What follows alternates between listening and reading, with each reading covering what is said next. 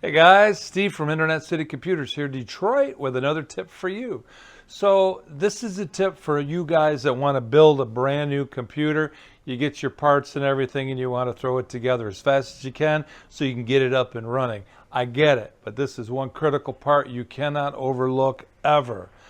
It's called a standoff. The standoffs go in the case and they keep the motherboard off of the case just enough so it doesn't ground onto the case and short the motherboard out.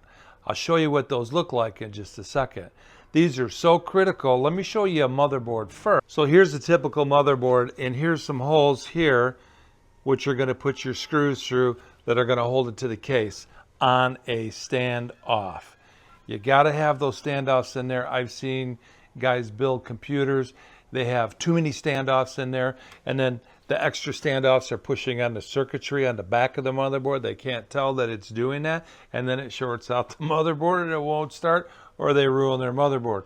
Then I see other guys that don't put enough standoffs in there, or I've seen the case where they don't put any standoffs in there. The guys think, hey, it screws right in there. There's all the holes I need. Let me just put it together, and it won't work. You have to have the standoffs in place to keep that motherboard off of that case so it doesn't short out. Let me show you what a standoff looks like and where they go.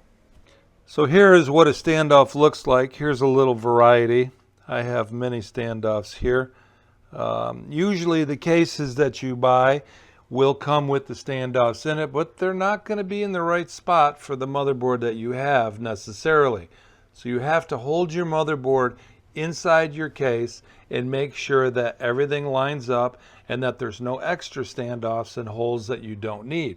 Only the holes that match up to the holes in your motherboard. That's all you need.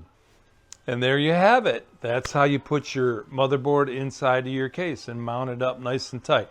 And if you like that tip, please give us a thumbs up, subscribe to our channel, and come back for more Fix It Right. In the meantime, adios.